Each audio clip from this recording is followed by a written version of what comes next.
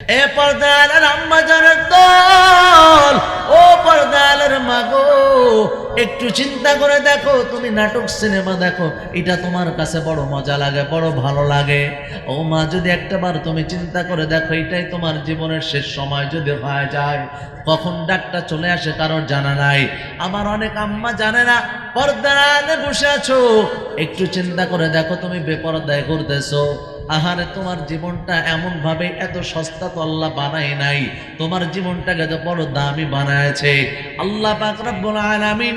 তোমাকে শিক্ষা দিয়েছে, ইয়া নিসা আন-নবী লাস্তুন্না কাআহাদিম মিনান নিসা ইনিত্তাকাইতুন্না ফালা তাখদা'না বিল কওল। আল্লাহ পাক রব্বুল আলামিন ডাক দেখায়, আয়াতটা রাসূলের স্ত্রীদের ব্যাপারে নাজিল করেছেন, কিন্তু আয়াতের হুকুমটা সমস্ত মানুষের জন্য খাস, সমস্ত মানুষের জন্য আল্লাহ তাআলা স্বাভাবিক সমস্ত মানুষের জন্য আম করে দিয়েছেন। এ পর্দার মা, ও যুবক সন্তান গো, একটু দিল দিয়ে চিন্তা করে দেখো, একটু গভীর মনোযোগ দিয়ে চিন্তা করে দেখো। এ ভাই, যদি আজকে রাতের মধ্যে তোমার জীবনের শেষ ডাক হয়ে যায়, জীবনটা যদি শেষ হয়ে যায়, ও আম্মাজান, যদি রাতটা শেষ হয়ে যায়, চিন্তা করে দেখো, ফোনটা হাতের মধ্যে আছে, তুমি যে গুনাহগুলো করতেছো, তোমার গুনাহের খবর আল্লাহ জানে, দুনিয়ার কেউ জানে না। তুমি মারা গেছো, যাওয়ার সাথে তোমার ফোনটাকে আনলক করা হলো, করার সাথে সাথে তোমার গুনাহের চিত্রগুলো তোমার ভাইয়ের সামনে ফুটে উঠলো, গুনার চিত্রগুলো তোমার মায়ের সামনে ফুটে উঠলো, গুনার চিত্রগুলো তোমার অন্য অন্য ফ্যামিলি মেম্বারের সামনে যদি ফুটে ওঠে, একটা বার কি চিন্তা করে দেখছো যুবক, তুমি তখন কি জবাব দেবা? তুমি আল্লাহর কাছে কি জবাব দেবা? কিয়ামতের ময়দানে এই আপনজনদের সামনে আবার কেমনে বা দাঁড়াবা? দুনিয়ার মানুষ, এ মুসলমান, কারো অপরাধ সামান্য একটা মানুষের সামনে, দুই চারটা মানুষের সামনে ফ্লাশ হয়ে গেলে কত অপমান বোধ হয়। আর আল্লাহ তাআলা কিয়ামতের ময়দানে হাজার হাজার মানুষের সামনে অপরাধটা খুলে দেবে, হাজার হাজার মানুষের সামনে অপরাধটা বের করে দেবে। এ মুসলমান ইমানদার, তখন একটু চিন্তা করে যদি আপনি দেখেন, এখনই যদি একটু ভাবেন, ওই সময়টা কেমনে আপনি মোকাবেলা করবেন, মোকাবেলার ক্ষমতা আমাদের আসেনি? আওয়াজ দিয়ে বলেন, আসেনি? হে মুসলমান, নাই, মোকাবেলার ক্ষমতা আমার আপনার নাই।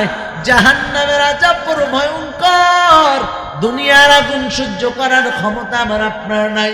জাহান্নামের আগুন কেমনে আপনি সহ্য করবেন? জাহান্নামে যখন জাহান্নামী হয়ে যাবে, এই যারা বদ আমল নিয়ে যখন কিয়ামতের ময়দানে উঠবে, জাহান্নামী যখন হয়ে যাবেন, জাহান্নামীদেরকে ফেরেশতারা কি বলবেন? আল্লাহ কোরআনের মধ্যে ডাক দেয়, কয় সাআলাহুম খাজানাতুহা আলাম ইয়াতিকুম নাজির। সাআলাহুম খাজানাতুহা, ফেরেশতারা পাকড়াও করবে জাহান্নামীদেরকে, পাকড়াও করবে আর বলবে, ও জাহান্নামীদের দল, কেন জাহান্নামের দিকে আসছো?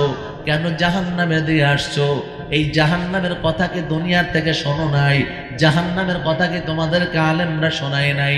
আপনারাই বলেন, জাহান্নাম জান্নাতের কথা আপনাদেরকে আমরা শোনাইছি কি শোনাই নাই? কথা বলেন। অস্বীকার করতে পারবেন? পারবেন? পারবেন না, পারবেন না। এই জন্য আল্লাহ তাআলা পরের আয়াতের মধ্যে বলেন, ক্বালু বালা ক্বাদ জাআনা নাযীর। মানুষ তখন বলবে, ক্বালু বালা, হ্যাঁ আমাদেরকে শোনাইছে, ক্বাদ জাআনা নাযীর। এরপরে তাদেরকে আবার জিজ্ঞাসা করা হবে, তাহলে কেন মানো নাই? জাহান্নামীরা তখন বলবে, ফাকাযযাবনা ওয়া কুলনা মা নাযারাল্লাহু মিন শাই। তখন জাহান্নামীরা ডাকতে বলবে, আল্লাহ, আমরা এটাকে মিথ্যা প্রতিপন্ন করেছিলাম, আমরা এটাকে মিথ্যা মনে করেছিলাম। এ মুসলমান ইমানদার, কবরের আযাব যদি বিশ্বাস না হয়, কত কবরের এমন ঘটনা শোনা গেল, কত কবরের বাসীর কথা এমন শোনা গেল, কত কবরের মধ্য দিয়ে ধোঁয়ার চিত্র দেখা গেল, কত কবরের কথা শোনা গেল, সাপ বিচ্ছুর খবর শোনা গেল, কত মানুষকে স্বপ্নের মাধ্যমে দেখালো কবরের ভয়ের কথা, কবরের আযাবের কথা স্বপ্নের মাধ্যমে, অনেক বুজুর্গদের স্বপ্নের মাধ্যমে দেখে দেখে আলোচনা করলো। এ মুসলমান ইমানদার, এইগুলো দেখার পরও যদি তোমার বিশ্বাস না হয়, তোমার ঈমান যদি পরিবর্তন না হয়, তোমার ভিতরে যদি ঈমানটা মজবুত না হয়, এখনো যদি গুনার প্রতি তোমার দিলটা ঝুঁকে যায়, তাহলে কপালের মধ্যে লিখে নাও তুমি জাহান্নামের আসামি হয়ে যাচ্ছ, তুমি জাহান্নামী হয়ে যাচ্ছ, জাহান্নামী হয়ে যাচ্ছ।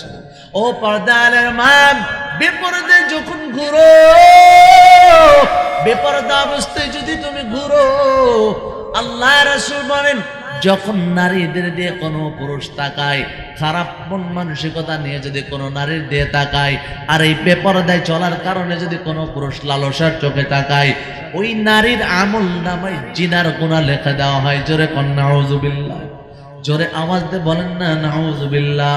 এ মুসলমান ইমানদার, এবার চিন্তা করে দেখেন, আপনার মেয়ে আপনার স্ত্রী, আপনার মেয়ে আপনার স্ত্রী, আপনার মা আপনার বোন, এগুলা আল্লাহ তাআলা আপনার জন্য নিয়ামত দিয়েছেন। এইগুলাকে আপনি বাজারের পণ্যের মতো এমন ভাবে হেলায় খেলায় অপহেলায় এমন ভাবে বের করে দিচ্ছেন, একজন নারী 4 জন পুরুষকে জাহান্নামে নেওয়ার জন্য যথেষ্ট হয়ে যাবে। 4 জন পুরুষকে জাহান্নামে দিয়ে ধাবিত করবে।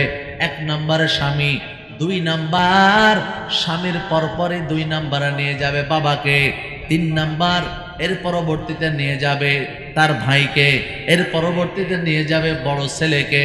এ মুসলমান ইমানদার, ইসলামী শরিয়া অনুযায়ী নারীদেরকে পরিচালনা করার জন্য পুরুষদের দায়িত্ব আল্লাহ দিয়েছেন। এটা আপনার দায়িত্ব, এটা আপনাকে মেনটেন করতে হবে। পর্দা নারীর ভূষণ। আর যদি চিন্তা করে কেউ নারীকে সম্ভবত বাহিরে বের করে দিলে সম্মান বেড়ে যায়, এ পাগলের দল, না না, এটা কখনো সম্মান বাড়তে পারে না। এই স্লোগান যারা দেয়, স্লোগান যারা এমন দেয় নারীদেরকে সম্মান বাড়ানোর কথা বলে, আসলে এরা নারীর সম্মান চায় না, এরা নারীকে আরো দুনিয়ার মধ্যে সস্তা লভ্য করতে চায়। কথা কন ঠিক কিনা? সস্তা করে দিতে চায়। ভাইরা আমার, যদি এমন আপনাদেরকে আলোচনা শোনানো হয়, বহু সময় যদি পার হয়ে যায়, মানার যদি মাত্রা থাকে, মানার যদি খেয়াল থাকে, আল্লাহর জন্য কোরআনের মধ্যে বলেন, আল্লাহ পাক রব্বুল আলামিন একটা আয়াতের শেষে ঠিক এইভাবে আল্লাহ তাআলা বর্ণনা করেছেন, যদি নসিহাত গ্রহণকারী হয়, নসিহাত গ্রহণ করার মতো ভিতরে যদি মাদ্দা থাকে, নসিহাত গ্রহণ করেনওয়ালারাই শুধুমাত্র নসিহাত গ্রহণ করবে। যত আলোচনা করা হোক না কেন, যত বড় বক্তা আলোচনা করুক না কেন, যত ভালো বুজুর্গানে দিন আলোচনা করুক না কেন, নিজে যদি মানার খেয়াল আর ফিকির না হয়, তাহলে আপনাকে কেউ মানাতে পারবে না। এ মুসলমান ইমানদার, জাহান্নামের ভয়ঙ্কর দৃশ্য, এটা দুনিয়ার মানুষকে শুধু বলে শোনানো যেতে পারে। দুনিয়ার না কোনো মানুষ সেটাকে কল্পনা করছে, না কোনো মানুষ চিন্তা করতে পারছে।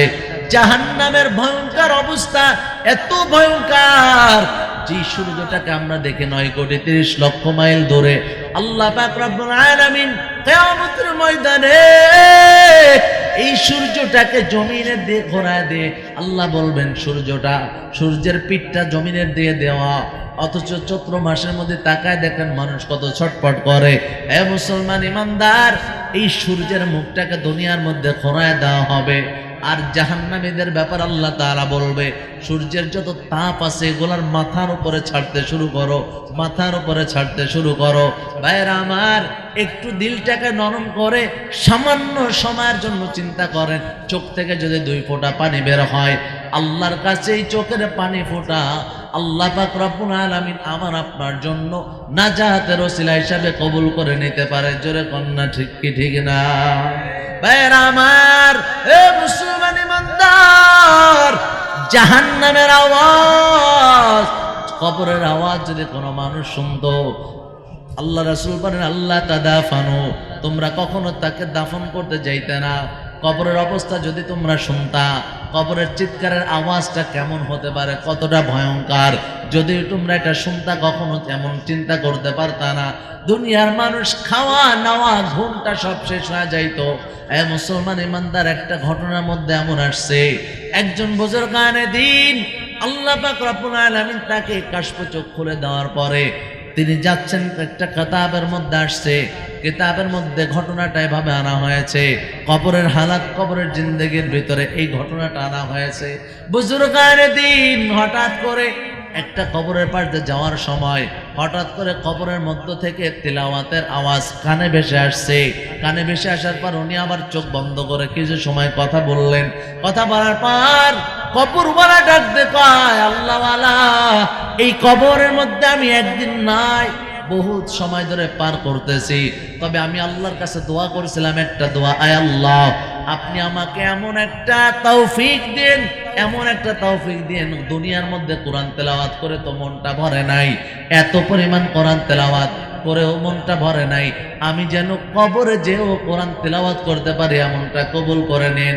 এ মুসলমান বলেন, যেটা দুনিয়ার কেউ পারে না, পারে কে? আল্লাহ যদি কবুল করে নেয় সমস্যা আছে? বলেন বলেন। আল্লাহ কবুল করে নিয়েছেন, তেলাওয়াত করে। উনি এই কথা শোনার পর একটা আওয়াজ দিয়ে বললেন, সুবহানাল্লাহ। সুবহানাল্লাহ বলার সাথে সাথে তেলাওয়াত বন্ধ করে দিয়ে বললেন, আল্লাহর ওলি, আমি কোরআনের মধ্যে কতবার কোরআন খতম করেছি জানেন? কয় কতবার? কয় 5000 বার কোরআন খতম করেছি। জোরে কোন আল্লাহু আকবার। 5000 বার কোরআন খতম করেছি, 5000 বার। এত কোরআন খতম করেছেন, কিন্তু সুবহানাল্লাহ আওয়াজে কেন বন্ধ করলেন? তাই আল্লাহর ওলি, যদি 5000 বার কোরআন খতম আপনাকে আমি দিয়ে দেব, কিন্তু একবার সুবহানাল্লাহর বিনিময় যদি আমাকে দেন। তাই সুবহানাল্লাহর বিনিময়ের কি এত দাম? তাই না, সুবহানাল্লাহর বিনিময়ের দাম এত বেশি না, তবে মৃত্যু অবস্থায় মানুষ যদি কোনো আমল করে, এই আমলের কোনো দাম নাই। জীবিত অবস্থায় মানুষ যদি একবার সুবহানাল্লাহ বলে, মৃত্যু মানুষের 1000 বছরের সাধনা ইবাদতের চাইতেও বেশি দামি। জোরে কোন সুবহানাল্লাহ। ভাইরা আমার, ও মুসলমান গো, এই জন্য একটু চিন্তা করে দেখেন, দুনিয়ার সময়টা কেমনে নষ্ট করে দিবা না। ও বাবা, যদি বলতে হয় পায়ের মধ্যে হাতটা লাগায়, যদি বলতে হয় হ্যাঁ বলি, আজ থেকে আর কখনো নামাজ ছাড়ো না, নামাজ ছাড়বা না, নামাজ ছাড়বা না। কারণ কবরে আযাব এত ভয়ঙ্কর, কবরের মাটির যে চাপটা আছে, এই চাপ সহ্য করার ক্ষমতা দুনিয়ার কারো নাই। কবরের আযাবটা সহ্য করার ক্ষমতা দুনিয়ার কারো নাই। তুমি যদি নিজে নিজে মিলায় দেখো, তুমি আগুনের মধ্যে হাতটা দিবা, দুনিয়ার মধ্যে যে আগুন, জাহান্নামের তাপ যদি আসে, জাহান্নামীদের কলিজাটা ভুনা হয়ে যাবে, এত তাপ জাহান্নামের আগুন। এ মুসলমান ইমানদার গো, ওই জাহান্নামের স্মরণ করো, চিন্তা করো। মানুষ চিন্তা করে এতদিন হায়াত পাবো, বয়স যখন বেড়ে যাবে তখন নামাজ পড়বো। ও মুসলমান, যদি এমনটাই ভাবতে থাকেন, তাহলে আপনি বলেন, আপনার কাছে কেমন কোনো বিষয়, আপনার কাছে কোনো ইলহাম আসছে? আপনি এত বছর হায়াত পাবেন না, এমনটা আসে নাই। তাকায় দেখো, দুনিয়ার মধ্যে আসার জন্য কত সিরিয়াল। বাবা, বাবার পরে বড় ছেলে, বড় ছেলের পর মেজো ছেলে, এভাবে করে দুনিয়ার মধ্যে আসে। কিন্তু তাকায় দেখো, যাওয়ার জন্য কোনো সিরিয়াল নাই। কত বাবা চাই আমার সন্তানটা, আমার লাশটা কাদের মধ্যে দেবে, কাদের মধ্যে নিয়ে জানাজা দেবে। অথচ তাকায় দেখো, দুনিয়ার মধ্যে একটা বাবার জন্য সবচেয়ে কষ্টের কি, কষ্টের বিষয় কি আছে? একজন বাবা বলে, দুনিয়ার মধ্যে সবচেয়ে কষ্ট হলো, এই আপনারাও বলবেন আমার সাথে, দুনিয়ার মধ্যে সবচেয়ে কষ্ট হলো সন্তানের লাশ বাবা কাদের মধ্যে নিয়ে কবরে রাখা। এটার চাইতে কষ্ট দুনিয়াতে আর কিছু নাই। কথা বলেন ঠিক কিনা? যাওয়ার জন্য কোনো সিরিয়াল নাই, কখন কে চলে যাবে জানা নাই। আল্লাহ পাক রব্বুল আলামিন হায়াতের জিন্দেগি কাকে কতটুকু সীমাবদ্ধ দিয়েছেন, এটা কারো দুনিয়ার মধ্যে জানা নাই। মৃত্যু আসবে সুনিশ্চিত, এটার মতো সুনিশ্চিত পৃথিবীতে আর কিছু, কিন্তু মৃত্যু কখন হবে এটার মতো অনিশ্চিত পৃথিবীতে আর কিছু। দুইটাই মৃত্যু সংক্রান্ত। মৃত্যুর মতো সুনিশ্চিত পৃথিবীতে আর কিছু নাই, আর মৃত্যু কখন আসবে এটার মতো অনিশ্চিত পৃথিবীতে আর কিছু নাই। ও মুসলমান ইমানদার, এই জন্য এখন থেকে তওবা করার নিয়ত আছে তো ইনশাআল্লাহ? নারায়ে তাকবীর, নারায়ে তাকবীর। আল্লাহ কবুল করুক, জোরে বলেন আমিন। ভাইরা আমার, জাহান্নামীদের বর্ণনা আল্লাহ রাসূল বলেন যখন আমি মেরাজের রাতে জাহান্নামটা যখন ঘুরে ঘুরে আল্লাহ দেখালেন, জিবরাইল আমিন যখন দেখালেন, আল্লাহর অর্ডারে যখন আমাকে দেখানো হল, জাহান্নামীদেরকে দেখলাম। তবে জাহান্নামের মধ্যে অধিকাংশ আমি নারীদেরকে দেখে আসছি। কাদেরকে দেখছেন? অধিকাংশ আমি নারীদেরকে দেখে আসছি। ও পর্দার মা, শুধুমাত্র নারীদের বেশিরভাগ, রাসূল বলেছেন নারীদের বেশিরভাগই জাহান্নামে যাবে স্বামীর নাফরমানি করার কারণে। কার নাফরমানি? স্বামীর নাফরমানি করার কারণে। আবার আপনি এমনটা চিন্তা করতেছেন যে হুজুর শুধুমাত্র পুরুষদের ওয়াজ করতেছে, নারীদেরকে একপাশ করতেছে। না, এমনটা নয়। বরঞ্চ আপনি যদি এটাও চিন্তা করেন স্ত্রীর যে হকগুলো আছে এটা আপনি পরিপূর্ণ আদায় না করেন, এটার জন্য আল্লাহর কাছে আপনাকে জবাবদিহি করতে হবে। ভাইরা আমার, আল্লাহ নয় ডাক দে কয় কোন নারী 4টা কাজ করবে আর সরাসরি জান্নাতে যাবে। কয়টা কাজ? জোরে বলেন না, কয়টা কাজ? আল মারআতু ইযা সাল্লাত খামসাহা, 5 ওয়াক্ত নামাজ পড়বে নারীরা, 4টা কাজ করবে আর সরাসরি জান্নাতে যাবে। আল মারআতু ইযা সাল্লাত খামসাহা ওয়া সামাত শাহরাহা, 2 নাম্বার রমজানের রোজা রাখবে। ওয়া আহসানাত ফারজাহা, 3 নাম্বার লজ্জা স্থানের হেফাজত করবে। কারোর সাথে কথা বলবে না, পরপুরুষের সাথে দেখা করবে না, পরপুরুষের প্রেমের মধ্যে পড়বে না, এমন অবৈধ সম্পর্কের মধ্যে জড়িত হবে না। এক কথায় লজ্জা স্থানে হেফাজত করবে। 4 নাম্বার ওয়া আতাত বালাহা, আল্লাহ নবী বলেন 4 নাম্বার হলো এটা, যদি কোনো নারী স্বামীর অনুগত করে, আল্লাহ রাসূল বলেন তার জন্য জান্নাতের 8টা দরওয়াজা খুলিয়া দেবে। যে দরজা দিয়ে মনে চায় আল্লাহর জান্নাতে সরাসরি ঢুকে যাবে। ভাইরা আমার, এ মুসলমান ইমানদার, অনেক মা বাবারা এখানে উপস্থিত আছেন। মসজিদের ইমাম সাহেবকে এক যুবক বলতেছিল, মসজিদের ইমাম সাহেবের কাছে চিঠি লিখছে জুমার সময় কথা বলার জন্য, হুজুর বিয়ের বয়স হয়ে গেছে, সন্তানদেরকে বিয়ে করায় না, এমন মা বাবা আছে না নাই? কথা বলেন, আছে না নাই? কি বলে? সন্তান প্রতিষ্ঠিত হোক এরপর বিয়ে করাবে। মুরব্বীদেরকে যদি জিজ্ঞাসা করে, মুরব্বী আপনি কয় বছর বয়সে বিয়ে করছেন, অধিকাংশ মুরব্বী কবে যে আমার 15 বছর বয়সে বিয়ে হয়ে গেছে। অধিকাংশ মুরব্বী বলবে যে আমার 18 বছরে বিয়ে হয়ে গেছে। আপনার ছেলের বয়স 25 হয়ে গেছে, এখনো ছেলে নাকি বড়ই হয় না, এমন মা বাবা আছে না নাই? যুবক ফেসবুকে স্ট্যাটাস দিচ্ছে যে ইমাম সাহেবকে বললাম, ইমাম সাহেব একটু বিয়ে নিয়ে আলোচনা করেন, আমাদেরকে যারা অবিবাহিত আছে আমাদেরকে একটু বাবা মা যেন বিয়ে দিয়ে দেয়। যখন ইমাম সাহেব আলোচনা করতেছে, বিয়ের আলোচনা করে, আমি হঠাৎ করে বাপের দিকে এক নজর তাকালাম, দেখি বাপ নিশ্চিন্তায় একটানা ঘুম দিচ্ছে, বাপের কানে ঢুকলো। তা এই হলো অবস্থা।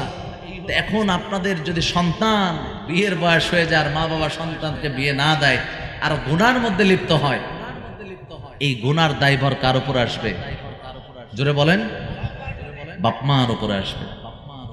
এই গুনাহগার হয়ে আল্লাহর কাছে আপনাকে উঠতে হবে, এই জবাব আল্লাহর কাছে আপনাকে দিতে হবে। আপনি চিন্তা করেন ছেলে খাওয়াবেটা কি? আরে আপনি চিন্তা করবেন যখন আপনি সংসারে একা ছিলেন, আল্লাহ আপনার হাত দিয়ে আপনার একা রিজিক দিয়েছে। যখন আপনার ঘরে আপনার স্ত্রী আসছে, আপনার হাত দিয়ে আল্লাহ 2 জনের রিজিক দিয়েছে। যখন আপনার ঘরে একটা সন্তান আসছে, আপনার হাত দিয়ে আল্লাহ 3 জনের রিজিক দিয়েছে। আপনার হাত দিয়ে যদি ফ্যামিলি মেম্বার 10 জনের রিজিক আল্লাহ দিতে পারে, তাহলে ওই আল্লাহ আপনার ছেলের হাত দিয়ে দিতে পারে কি পারে না? জোরে বলেন, পারে কি পারে না? সুতরাং এই বুঝটা ভিতরে ঢুকছে তো, যুবকরা মনে মনে খুশি, যাক হুজুর সুন্দর একটা আলোচনা করছে। এরপরে যদি ভিতরে কাজ হয়, দেখা গেল সকালবেলা এখানে কোনো যুবক আবার স্ট্যাটাস দিল যে হুজুর আমার বাপেরও সেম কেসেম, বাপ ঘুমাই শুনতেছিল। আবার এই কোনো বাপ এখানে পাশাপাশি বাপ বেটা বসে থাকলে দেখেন একজন আরেকজন দিয়ে মিটমিট করে দেখাইতেছে। খবরদার, বাপের জন্য আবার ঘুমের ভান ধরেন না, আপনি গুনাহগার হয়ে যাবেন। সন্তানের বয়স হয়ে গেলে বিয়ে দেওয়া, কারণ রিজিকের ফয়সালা কার হাতে? আওয়াজ দিয়ে বলেন না, কার হাতে? এই জন্য রিজিকের ফয়সালা যেহেতু আল্লাহ করেছে, আল্লাহ অদৃশ্য থেকে রিজিকের ব্যবস্থা করে দেবে। সুতরাং চিন্তা কিসের?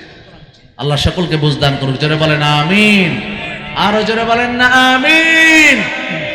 ভাইরা আমার, আজ থেকে যদি একটা ওয়াদা করেন আর চিন্তা করেন, আজ থেকে যদি আপনি চিন্তা করেন আর কখনো গুনাহ করবেন না, আর কখনো নামাজ ছাড়বেন না।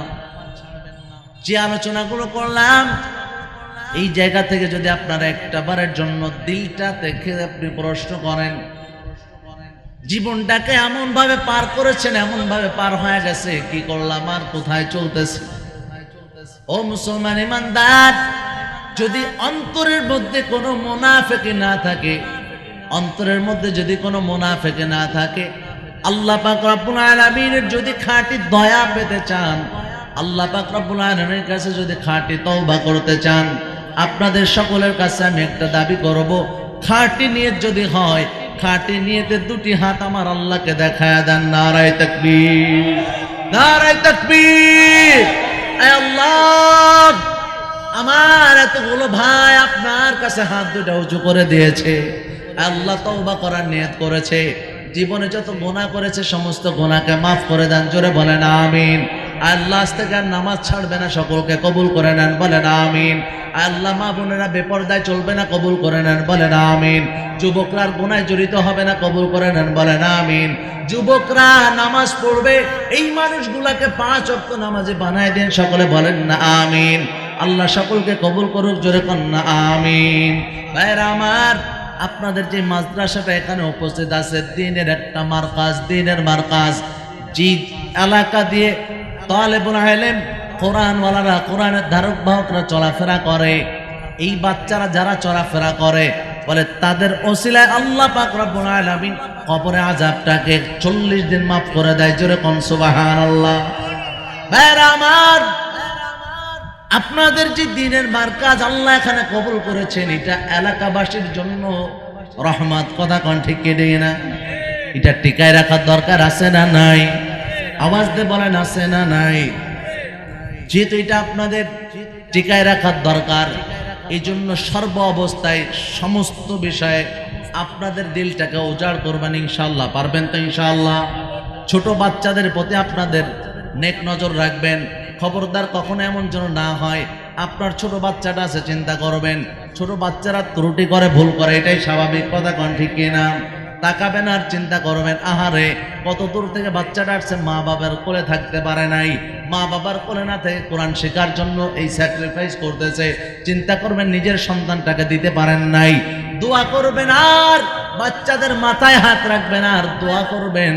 আমি গ্যারান্টি দিয়ে বলতে পারি, আল্লাহ পাক রব্বুল আলামিন আপনার জীবনটাকে পরিবর্তন করে দেবে। কথা কোন ঠিক কিনা?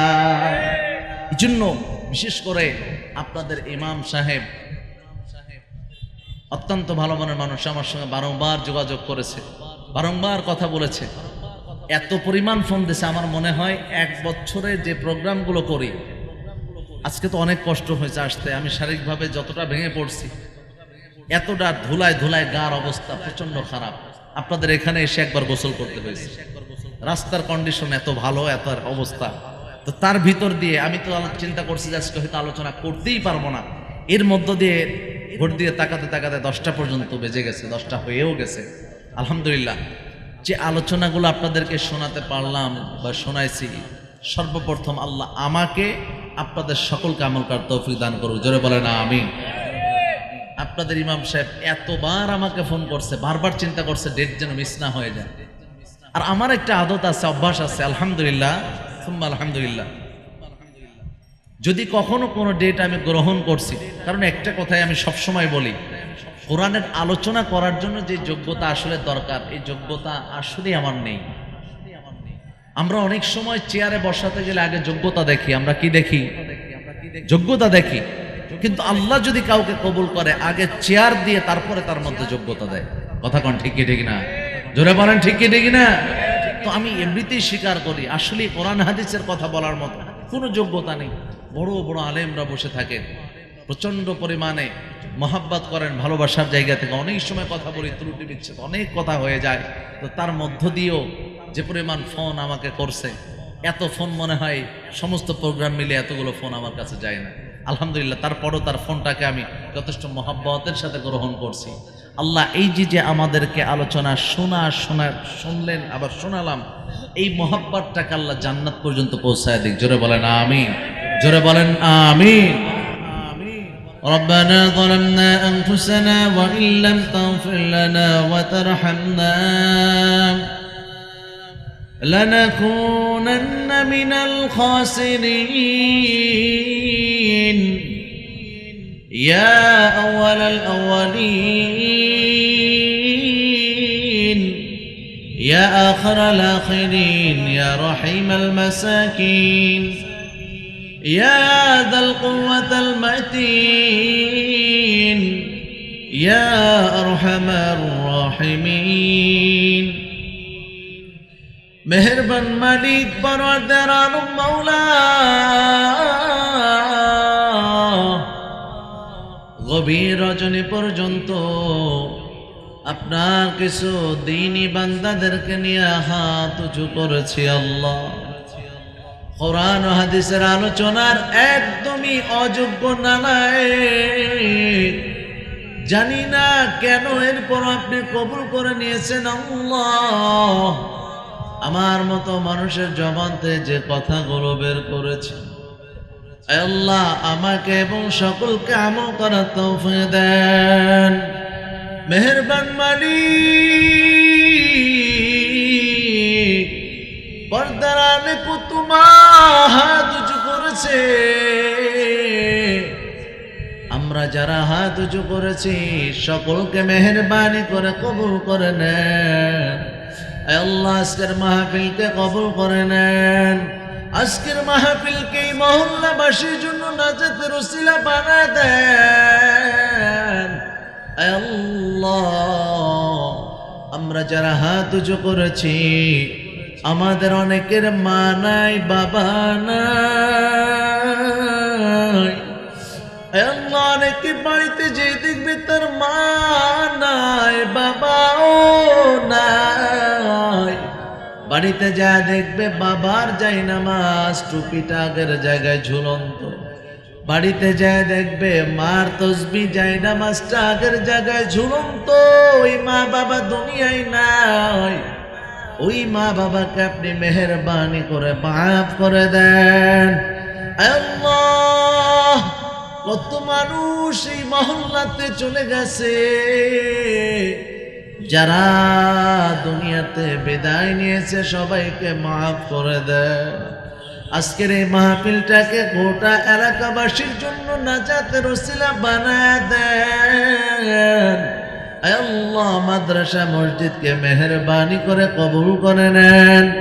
এই মাহফিলটাকে যারা শ্রম দিয়েছে, আয়োজক যারা আয়োজন করেছে আল্লাহ, সকলের শ্রম বুদ্ধি পরামর্শ অর্থকে কবুল করে নেন আল্লাহ। মসজিদ মাদ্রাসা পরিচালনা করার জন্য যারা নিযুক্ত আছে সবাইকে কবুল করে নেন আল্লাহ। মাদ্রাসার উস্তাদ ছাত্রদেরকে কবুল করে নেন, ইমাম সাহেবকে মেহেরবানি করে কবুল করে নেন আল্লাহ। দোয়া কবুল আর মঞ্জুর করে নেন ও মালিক পরওয়ারদিগারে আলম। মাসুম মোল্লা ভাই দোয়া চেয়েছে, মেহেরবানি করে তার দোয়া কবুল করে নেন আল্লাহ। আরো একজন বোন দোয়া চেয়েছে, কি উদ্দেশ্যে দোয়া চেয়েছে জানি না, তার দোয়াকে কবুল করে নেন। অসুস্থতার জন্য আর একজন বোন দোয়া চেয়েছে, দোয়া কবুল করে নেন, সুস্থতার ব্যবস্থা করে দেন আল্লাহ। আমরা যারা হাত উঁচু করেছি আপনি আমাদের সকলকে আপনার খাঁটি বান্দা হিসেবে বন্ধু হিসাবে কবুল আর মঞ্জুর করে নেন আল্লাহ। গুনাহ মুক্ত জিন্দেগি দান করেন, বেশি বেশি নেক আমল করার তৌফিক দেন, আমলওয়ালা জিন্দেগি দান করেন, ইলম ও হিকমতওয়ালা জিন্দেগি দান করেন আল্লাহ। মেহেরবানি করে দোয়া কবুল করে নেন আল্লাহ।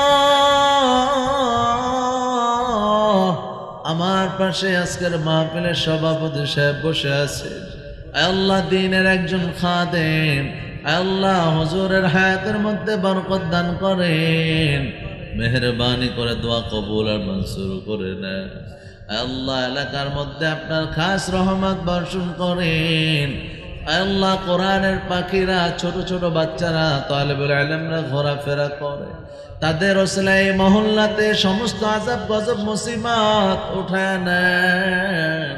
সমস্ত আযাব গজব মুসিবত থেকে এই মহল্লাটাকে হেফাজত করেন আল্লাহ।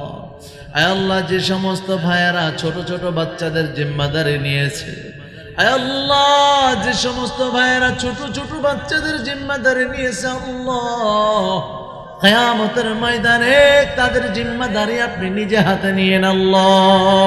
আয় আল্লাহ, ছোট বাচ্চাদেরকে যারা নিজের সন্তানের মতো মনে করে নিজের বাড়িতে খানা পেনার ব্যবস্থা করেছে, আল্লাহ তাদেরকে, এই মানুষগুলাকে, তার মা বাবাকে জান্নাতের মেহমান হিসাবে কবুল করে নিয়ে রব্বির রহমহুমা কামা রব্বায়ানি সগীরা রব্বির রহমহুমা কামা রব্বায়ানি সগীরা সুবহান রাব্বিকা রব্বিল ইজ্জাতি আম্মা ইয়াসিফুন ওয়া সালামুন আলাল মুরসালিন والحمد لله رب العالمين